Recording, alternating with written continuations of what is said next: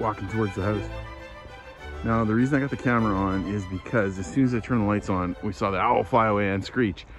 And twice since I've seen him fly through the vision of view, screeching. So I'm kind of hoping, while I got the camera rolling, he's gonna give us a flyby and a screech. The owl screech, you can Google it. Like, look it up on YouTube and you can hear them. It sounds a lot like a Nazgul from the Lord of the Rings. First time I heard it, we thought it was like Lord of the Rings or you know, like we're a demon, or I mean, I'm speaking somewhat facetiously, but whoa, there's somebody just went by quick.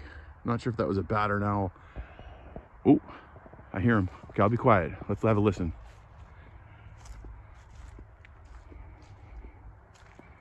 You hear him hooing.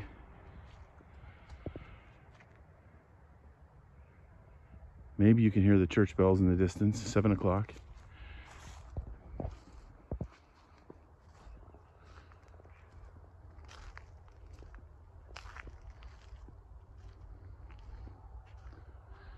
He sits right up on the ledge. He sits right there. Or she.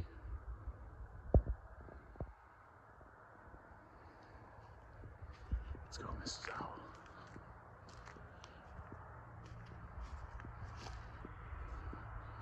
Well, I'll try to set up a camera and catch it sometime. It is kind of cool how, like, the chateau is mostly symmetrical, like straight up and down. And the way those lights come in, they bring some angles, some angled stuff, especially on the inside when you're looking around. Kind of cool. Give you the walk-up view here.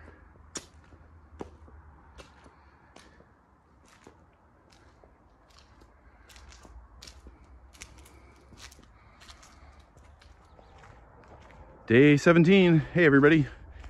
There's frost on the ground. It was a little chilly overnight, close to freezing, but the sun is out. The sun is beautiful, and starting the day with the walk around the chateau to see how things are. As you remember yesterday, oh, look at that, look at that. They got some shingles up to the top on the tower. Let's zoom in. That's great news. That's great news. As you remember yesterday, we had a big stone fall out from the wall, which is always depressing. We also had a crash around 4:30 in the morning, something I think right above our room. So I'm gonna go up and take a look and see what fell. I'm really hoping it was just like a board or something that, you know, was perched and fell, and rather than a huge piece of stone or a huge log. It was loud, it scared us. But here we go. Look at the house gleaming in the sun. So beautiful, so difficult. Well, that's great too. Do you see that? They're on the, they're all the way up that stripe. Boom, keep it going, guys. All right, there's the wide shot, guys. Looks like they got the big crane coming out the front window there. So I don't know if they're taking stuff out or what. I'll zoom in here. Let's zoom in. Looks good. Lots, you know, again, by the way, the guys are working on Saturday. So we're getting close to Christmas here, and they're going hard to the end. God love them. And we are too. This is Sunday for you guys. It's a Saturday for us when we're shooting this. And probably not much of a story Sunday today. I tried to see if we could get that going without success, friends. I'll keep working on it. But we do have some fun tonight. We're gonna go to the Bauge candle walk. There's a candle walk, so that'll show up either on today's video or tomorrow's, but that should be cool too. But looks like the chateau's roof continues to make progress. This French Advent, this is our third French Advent we've shot. The first two, you'll probably notice if you watch the first two, there's a lot more action because back then we only had so much time at the chateau, and so when we got here we had to work like crazy getting projects done. Now we've started to get ahead of some of those projects for one thing, but again, this time has been a little different since we're sort of cleaning up you know, a lot of different things. We're kind of finishing up my time at the school. We're finishing our time, to some extent, we're finishing up our time in America. We're still going to have a house in America. We'll still be back to America. We still love good old America, but we have to, you know, we're getting our French visas and we're figuring out healthcare and all kinds of finances. And so a lot of our work is computer work this year, which does not make great video, but hopefully you're still getting some good shots of the chateau. Today, I'm going to try to nail down a couple little things. Really excited. We have our first Zoom with all of our students, or as many as can make it. We have perhaps 40 of us. on the Zoom tonight, and we're gonna talk over questions about the year coming, so that's gonna be fun. We also had, this is fun, maybe I'll walk while I talk just so it's not, I'll zoom out here so it's not so bumpy. This is fun. One of our board members was good friends with a really nice guy from, I believe, Georgia, I believe Atlanta, and he has been the development director for some big organizations, including, forgive me if I'm getting some of these details right, but as I recall it, the American Lung Association. So, you know, not small organizations. And he has been incredibly encouraging. He had volunteered a few years ago to help us out with some of our development stuff, which, and to do it as a volunteer, not paid like the rest of us. So that has been wonderful. And we sometimes have Zooms, and he gives us advice on how to set things up for the charity, for the nonprofit. So that is exciting. We'll do that today as well. And then I'll try to knock off a couple projects. I'm going to start with the bathroom. The London bathroom. The last couple days we've blown fuses, and they're old style fuses. They're those tube ones that you don't know if they're broken or not, so they're really difficult to work with. But I probably need to go get some more. But yeah, when it bangs, it's like a loud pop, and like you see a flash of light and everything. And I figured it out. It's one of our the light fixture that's directly over the mirror. And so there's either water's getting into the connection or there's a short. So I'm going to change that today, and I'm going to do a couple more windows. Even though they're not sitting great with the temperature difference, I still got to get something in there so the rain doesn't hit the shutters. So we're going to start off with that today, and let's see how it goes. Hey, look, I'm on camera. I'm chancing it today. I'm wearing my favorite Oregon Ducks hoodie. I hope I don't get it dirty. I think the jobs are relatively clean today, but using the caulking for the windows, that's a little dangerous. So literally breaks my heart. Okay, so it figuratively breaks my heart not to finish the mowing. I went to see if they had the right belt in the store. They did not. They have to order it, and it's 60 something euro. If we buy it on Amazon, 25 bucks. Well, I'm in the dining room beside our lovely friend here. It's a very pretty fireplace. I don't know if you've ever had a chance to see it much.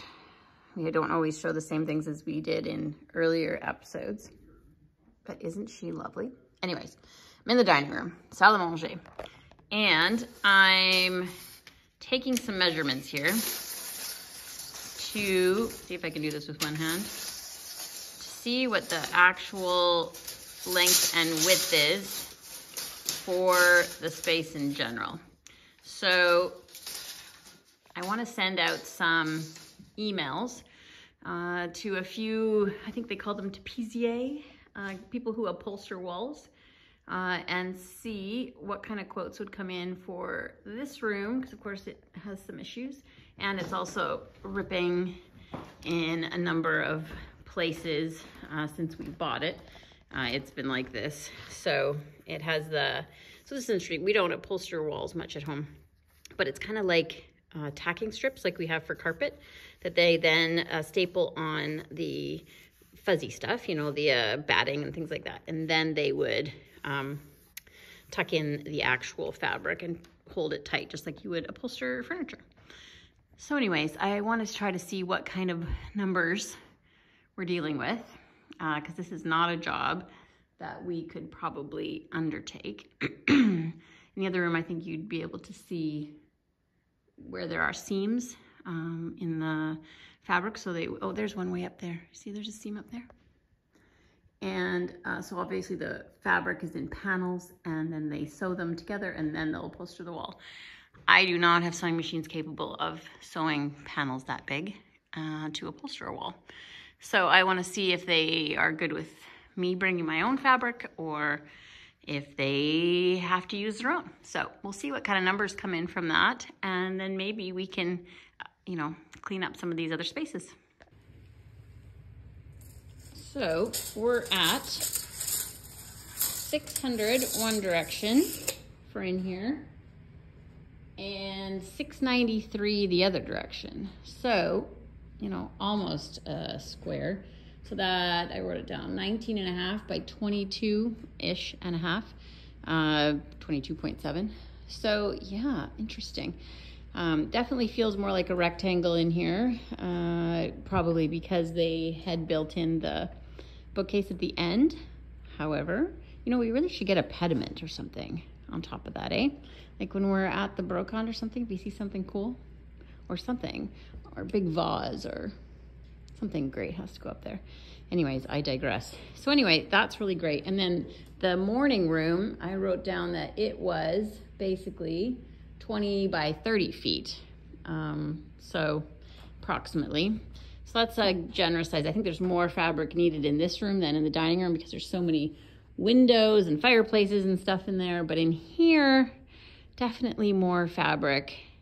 Definitely a fabric that needs to change because it's also got issues with discoloration, and I don't know why that's a weird color. I don't want to think about why it's a weird color, but it's coming apart in several places also. So yeah, hopefully it's not crazy out of our reach, and maybe it's something we can accomplish. So we'll see. If not, we'll shelve it and work on things that are more important. But I thought we got to get some quotes going and see what we're working with, because you don't know till you don't know. Okay, here we are on the boys' wing and the London bathroom. We have power. We got it going again. And this is the short. That wire right there, going into this fixture. It is shorted 3 times now. It's popped 3 different breakers. So, you know, let's take a look. You know, it's so fantastic when you actually find the problem. So here's my wiring job. Again, I didn't have a lot to work with. It's an old little fixture. So I taped it up, and I think that, and then I'm looking at it really close, and I'm kind of like, oh, I'm gonna go ahead and guess that this, see if I can get it on camera. That is the problem. Do you see it? You don't see it well. See how frayed that is? I think that's jumping right there, yeah. In fact, it's completely severed. So either we're gonna have to throw this thing out or we're gonna have to rewire it. Those are our options. It's a $20 fixture. I'm gonna guess we're gonna throw it out. Okay, so I asked Leslie, do we throw it out? It's got the broken wire on the back. Look how short this is. Look how short it is. Not a lot to work with. And to my surprise, she said, I was waiting for her to say it because she's standing right there. No, she said, don't throw it out. She says, I like the scale. And I'm like, hey. The scale of the piece. Scale of the piece for the room. And I'm like, oh, okay. So what we're going to do is I'm going to try to take it apart and see if we can rewire it, which is probably not worth it on a $15 sconce, but Leslie likes it, and I like Leslie. And I don't like throwing things out. Okay, all right. That just seems wrong. Yeah, fair enough. Conservator, environmentally friendly. I have to write down this measurement. Lover of old things. Okay, let's see if we can get it apart. You know, every once in a while it works. It works. And by the way, Europe, sometimes you can find things that aren't that expensive. Like, a lot of times things are pretty expensive, but you go to the Action store, 6 screwdrivers, $3.99. I'm like, yep, we're gonna use those. Sometimes it's helpful to have several sets because you leave one on each floor. For $3.99, it's worth the time you would have run up and down 4 times. Well, I guess now we go to the store and see if we can find some replacements and see if we can get this thing rewired. It's not actually a bad move. We need some fuses anyways. We burned through so many of them. Those old fuses are the worst. Okay, I'm pretty sure I got the right fuses. These are these old school tube fuses, which are just the worst because when they break, you have to throw them out and you don't really know which one's broken. You know, the new ones, new fuses, of course, they click down when they're off, so it's easy to see what's off. It's easy to turn them back on. So, you know, it'd be really nice to switch out those boxes, but that's maybe a little past me electrically. I need a friend to help do that one. I don't know if these are gonna work. Obviously, they're a lot taller than this, so I'm gonna have to jury rig it. This is how it goes. This thing sits on top of that. So instead, we'll have to try to figure out a way to put this in, and then we have the right, so it'll be good. Like, all the electrics will be new, which is great, if we can get it all wired in. You know, there are days where you just wake up and you feel like giving up. And for me, it's usually I didn't get enough sleep or I'm dehydrated. So I'm going to thank you for the sympathy laugh on the other side of the table. Honestly, too much coffee, and I just feel like I cannot make it. So I'm going to have some water. I'm going to have a little lunch, and then we'll see if the world looks a little brighter. Here. People have given us ideas. You guys have sent us cool links to products, which is awesome. And this morning we have it back again. Our windows are basically a shower with water on the inside because it was quite chilly last night, a little frosty, which made the house warmer than outside. So we have got steamy windows everywhere in the house. So I decided, because I haven't looked to see if they have Rain-X or any of those kind of things that we use at home in North America, I decided to try a healthier alternate, which is vinegar. And usually we use this to clean almost everything in the Château, just because it's natural, it's great. And France doesn't love chemicals very much, so it's often hard to find those kind of things. Look, there's a drip going all the way down.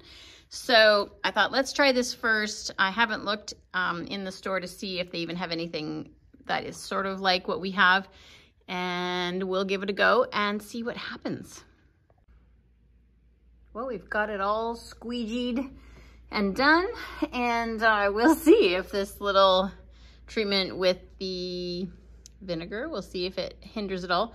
I don't know if you can already tell, but it's already coming back. But, you know, maybe if it's even a little better, because there was a lot of water, and there is a lot of water on these windows. So let's hope it deters, and we'll see what happens.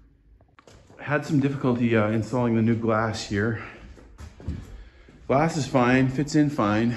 Problem is the window's warped, and it's very sticky because it's all, the wood's wet and it's swollen, and so it won't close well. So when you go to push it to close, the glass pops out because, yeah, so I brought some screws. I'm gonna screw it in and I'm gonna try to caulk it, and because I don't want water coming in for the next month while we wait for this to dry out. So we'll see if we can get her.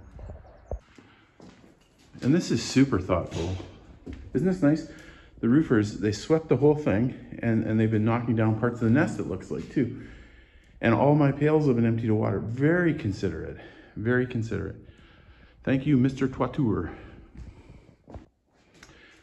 We also had a good conversation about the valley, which I think it looks like is the welding is gonna get pushed back to Monday or Tuesday. At least it's gonna get done.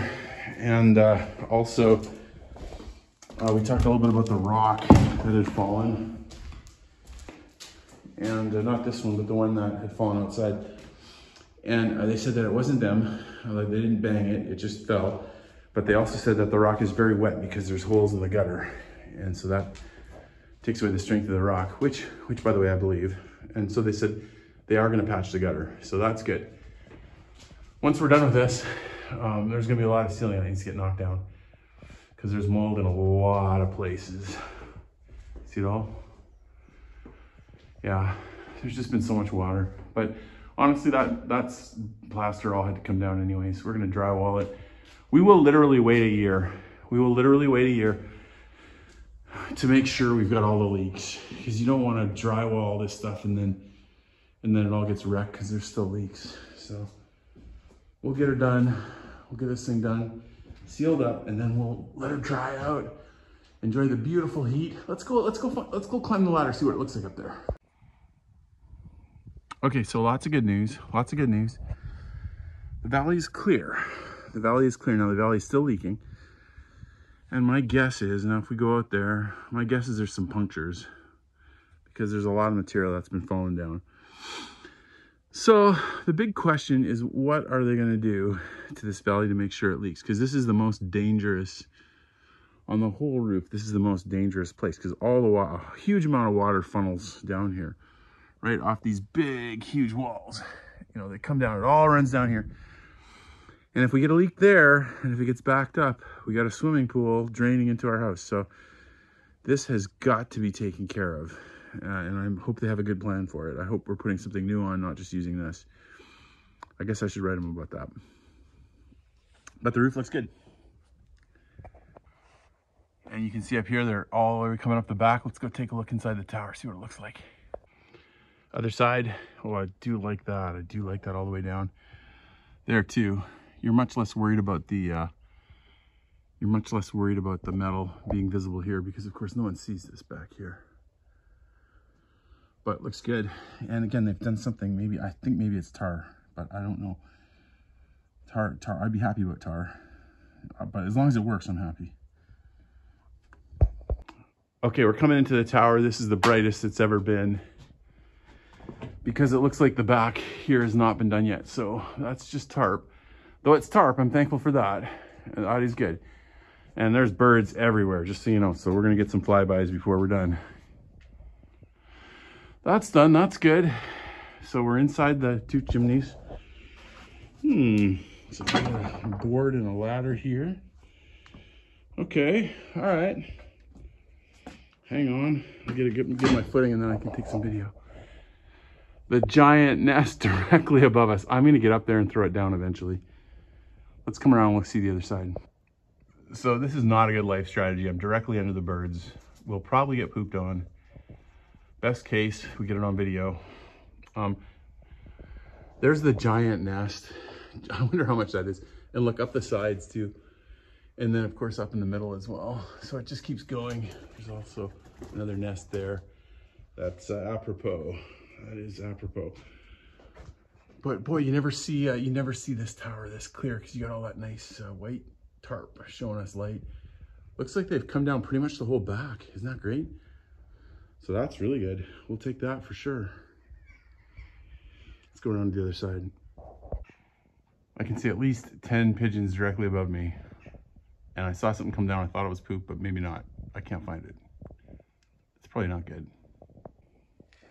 For those of you who've been watching the videos for a while, you remember when I would shoot out and see it shoot those sides? Look at that. Isn't that beautiful? No leaks at all there. That is very nice. Maybe they have nothing in the corner there, but other than that, it looks like everything's done. Looks like there's some built-in ladders, but I am not going to start climbing this thing without a good ladder, that's for sure. I do not want to fall. That would be huge. Remember, 40 feet from the base, from the very tip of this, all the way down. That's 40 feet down, so that's enough to hurt a guy, for sure. Okay, let's keep moving.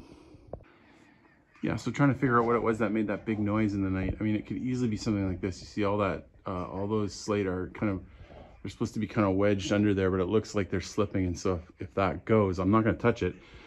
If that goes, that's a lot of slate coming down on the gutter and the house. Yikes. I just told her to give me sassy, but I don't think she's going to give me sassy. Yeah. Okay, how's it going? Oh, it's going. It keeps going. It's kind of forever, isn't it?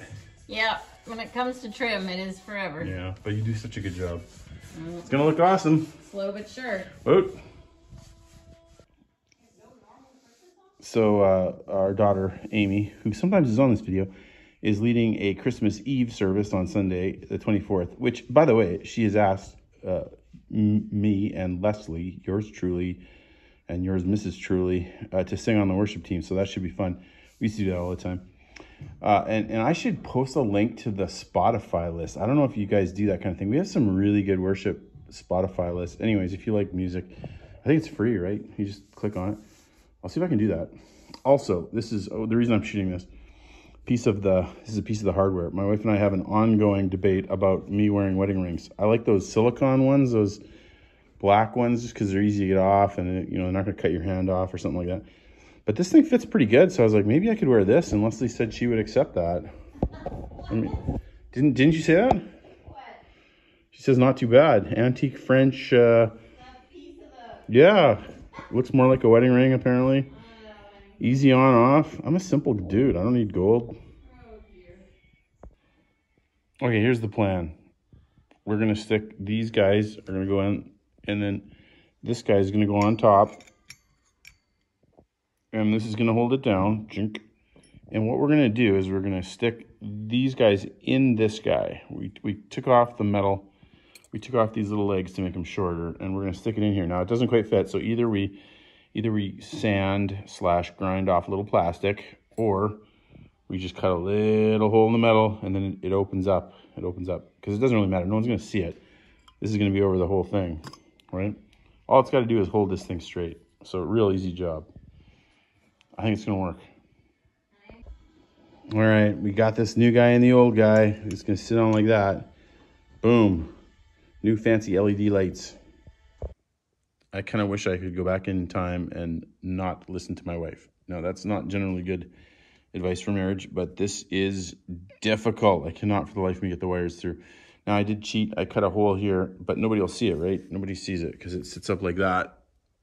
But still, even with that, slow going. It's been way too much time for a $20 fixture. But she likes it, and it is real brass. Oy. Oh, that was way too hard, but we got her finally. Wired all the way up through there. We're going to put the new ones on, much safer. Not going to short out, new bulbs, new wires. Yikes. There's times in life where you have enough time to just kind of putter around and play on a fun little habit or a kind of a hobby. And I can see how it'd be fun for people to kind of work with these things and redo them. When you got a whole chateau, you do not have time to be spending hours on this. You just don't. There's too many jobs. You got to work and then you got to keep moving. It's a very frosty day today. You can hear the guys working over there, moving around, doing their thing. And I was coming back from the mail. Look how frosty it was today. I don't know if you can see that. Anyways, we're still exploring and learning new things about the yard. And this is the path, of course, that goes down to the mail over there. And this is the side of the house. And sometimes in old postcards, I can see that it looks like there was something in this area. I've always wondered about having my kitchen garden kind of over here and making a bit of a herb garden and stuff. And so when I was walking over, I was heading actually over there to the sun and seeing if I could get a nice few frosty pictures. And we've been trying to clean up this area and figure out what it is. This was some old trees, which sadly now the brambles are back. So we'll have to, the guys will have to do something with that again. And some of these other little bushes and trees we're starting to get a handle on. And there's some in here and stuff. And anyway, so I came along and I could see that this kind of looks like it has a bit of a circle right here, which is really interesting to me. Because you start seeing different things that were in the garden in the winter, because other things die down and you can start to see shapes and things like that. So I came over here and, you know, tried to see if I could recognize any interesting plants other than stinging nettle, oops, of course, and not get poked in the eye by the branches. So let's go around. So I did see over here that there is something I do recognize, and that is mint. So somebody, probably foolishly, decided to plant mint in the ground because the mint just spreads like crazy, which it has all the way through here, which is fun because I actually had never noticed that before, probably because we mow it all the time. However, that could mean that this was some kind of little, I don't know, flower bed of some form. So I'm going to be keeping my eye on this in February as things sort of start to emerge, and maybe kind of cut around a little circle here and see if we can start watching different things emerge, and I'll pull out what I know is weeds. And who knows, like, I don't know. We'll find out. There's some definitely big leafed things in here, which I'm not exactly sure is. They look like, well, I don't know. But anyway. So yeah, it'll be interesting. Spring will tell. All right, finishing up the day, and it's off to a candlelight march through the town of Bauge, which we thought sounds like a lot of fun, so we're going to give that a check out. And then we meet with about 40 of our students on Zoom tonight. Good day. We have to take this shot when the sun hits the chandelier in the winter. Oh, let's see if you can catch it. I love the curtains, but they kind of catch the end of that. Maybe you're not going to get much of it. Let's take a look. The sparkle. There's got to be some of it. Okay, here we go. We're going to the Bauge candlelight walk. It's like a Lumiere or something. Yeah, well, and also the Christmas market. Yeah, and the Christmas market, which is, we believe, back here. Yep. And it looks like we're in the right place. Lots of cars. Look at how they nicely worked on the roof and also the face of the courthouse. Yeah. Tribunal of Premier. There's our Hotel de Ville. De Ville. One thing we love about Bauge is they have speakers all kind of through the town, actually. And at Christmas they play music, which right now is the 80s. We'll take it. So you keep walking through, you got the same soundtrack going. Nice. So we're a very small town, but this is kind of fun. Lots of people here. Got some crepes over there. They're calling my name for sure. Some wine, I think, would be par for the course. Good news, I'm married again. The ring's been a little tight, so I've been not wearing it. But it's good to let people know I'm married. €10. Thank you very much. €10, but it does the job. Okay, let's see what we got in here. It's very crafty. Really, Leslie should be doing this. I don't have an appreciation for things. This is definitely where I should be buying Christmas presents for somebody. This is some good, affordable jewelry here.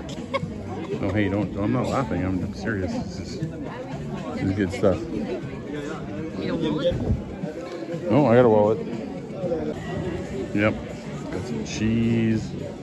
Some cool meats. Looks like we got some bakery over here.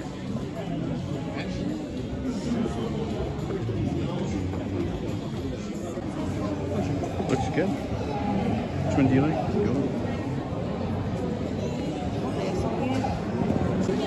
Got a crepe. Whoop. Yeah. Off video, but there it is.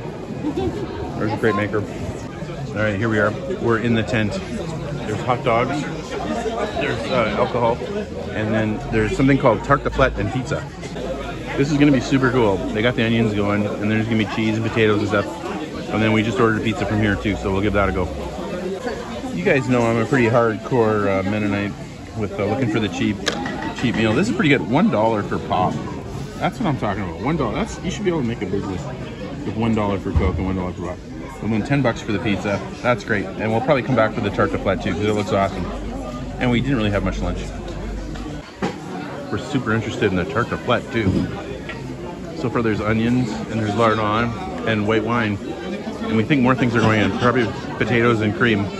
Super tasty. Okay, the wine's in, the salt and pepper, and creme fraiche. Man, we should see if we can rent these guys to come out sometime and do it for our students. Maybe when the church is over.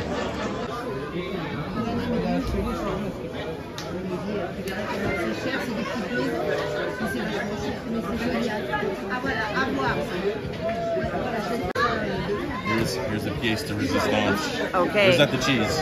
Pièce de résistance. Next up, potatoes. I think pre-cooked. What do you think? Pre-cooked? I think so, yeah. Pre-cooked, for sure. And he's gonna mix that all up, and then I would think the next is cheese. But we'll wait and see. Oh, I thought it was gonna be another one of potatoes there for a minute. They're giving it a good stir. It's looking great, smelling great. People can't resist the onions that are cooking.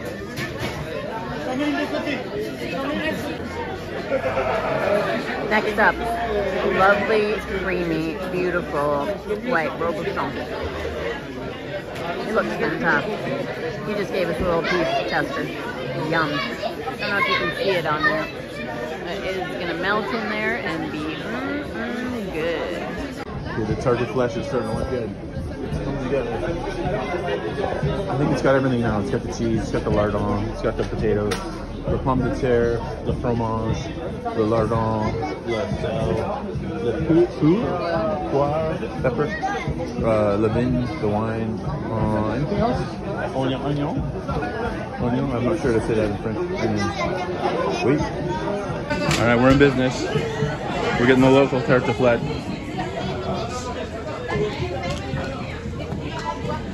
That is a big pan of potatoes.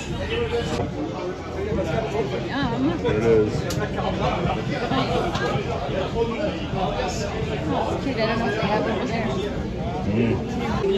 That's super tasty. Super tasty. Potatoes, onions. We're trying to get out to the candle walk though. We gotta get moving. I don't know if you can see candles in the Château windows. Fun.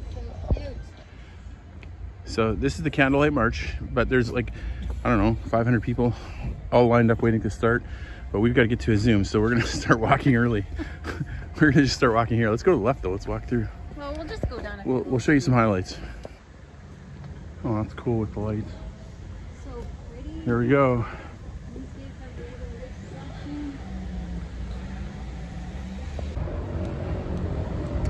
Well, it turns out getting out ahead of the candlelight parade may not have been our best move, because we saw precious few candles.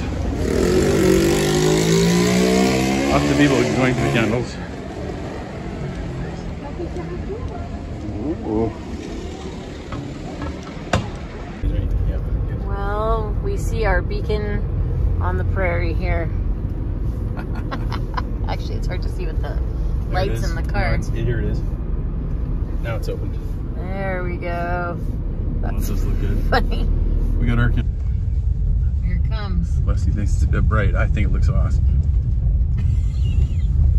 Bumpy road these days.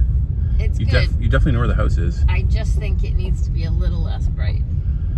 Yeah, maybe a little less. A little more subtle. Oh, stay on the road, Rob. Oopsie. Nice.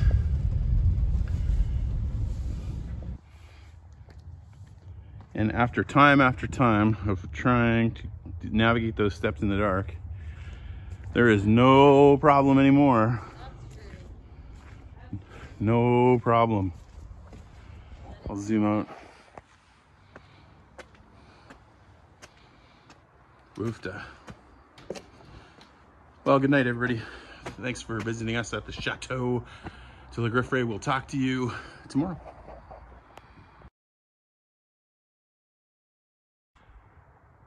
Okay, here we go. Part two of the exam. Now, I stopped yesterday because I was going so long that I was thinking nobody's even listening anymore.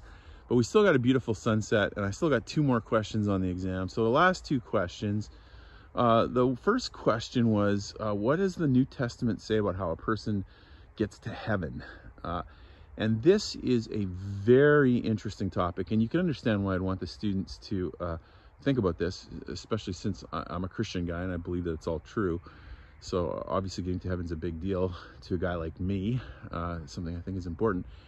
When you read through the New Testament, you kind of hear different statements. Like Jesus will say different things. Like sometimes he'll say, if you believe in me, like for God so loved the world that, you know, as many as believe, or for God so loved the world that he gave his only son, that whoever believes in him shall not perish but have eternal life. Boy, I almost forgot that. That's embarrassing.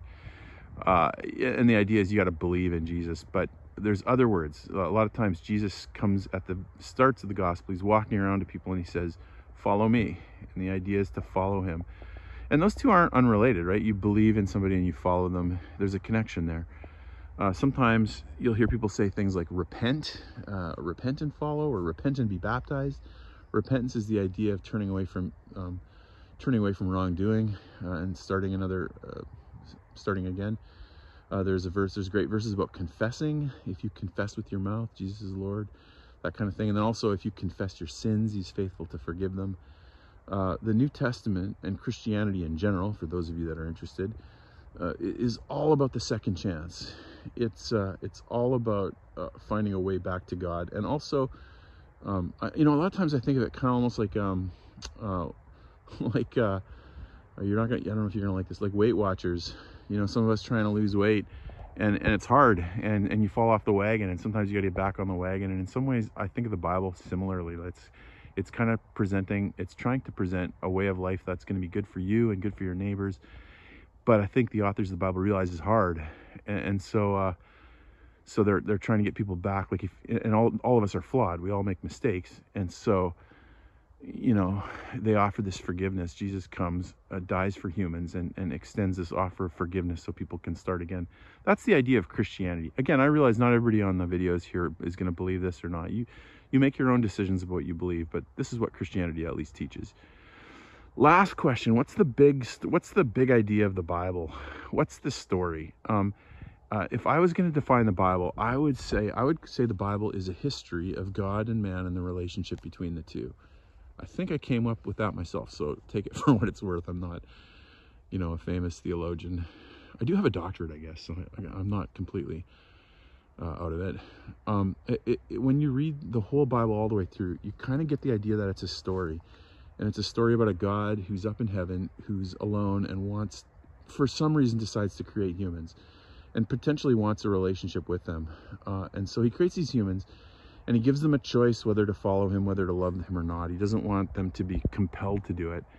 And so he does that by the whole story of the fruit in the garden. You've maybe heard that story. Like there's this fruit and Adam and Eve are deciding if they're going to eat it or not. And they're not supposed to eat this fruit in the one tree. And everybody's like, why do they have a tree? Like why? You know, if I'm speaking at a junior high camp, the junior hires will always ask, why did God put the tree in the garden? Like, why didn't you just put a fence around it? What's the big deal with the tree? And they misunderstand. You see, the whole idea of the tree is I like to think of it as an escape hatch. It's God giving humans the option to either accept him or reject him. And so eventually we did reject him. Who knows how long they were in the garden, but at least according to the scriptures, the Bible, humans did decide to reject God. And then of course, in the last many thousand years, we've rejected him over and over and over and over again. And so the whole Bible tells the story of God sending prophets, pardon me, I'm gonna cough, prophets and others to try to call the human beings back to himself. He's like, no. And sometimes it even says like in the story of the flood, fascinating story, by the way. God looks down and he sees this creation that he's made and he sees how the humans are all hurting themselves. And it says that he's grieved that he made humans. He regretted that he made us. He felt, his heart is filled with pain, I think the text says. And so he goes kind of between judging sometimes. He'll walk in there and he'll like, okay, enough. You guys, I can't handle this anymore. And it's like he punishes everybody. But then other times he sends prophets or whomever to reach out to the people, say, no, come back, don't do this, change your ways. Ultimately, he sends Jesus as a way to try to get humans back to himself and to create this relationship. So that's how I see Christianity as a religion that talks a lot about the second chance, that's looking for humans to have a good life and offers a whole lot of suggestions on how to go about getting that. A lot of people will talk about how it's a relationship between humans and God, and that's good too, but that's probably how I'd answer the question. Okay, thanks for coming with me. If you stayed through all that, good for you. And hopefully I didn't offend too many people. What are you gonna do, right? You can't pretend you're something you're not. I'm definitely a Christian. And you're always welcome to skip this stuff if you don't wanna hear about it. Okay, thanks for coming along and we'll see you tomorrow.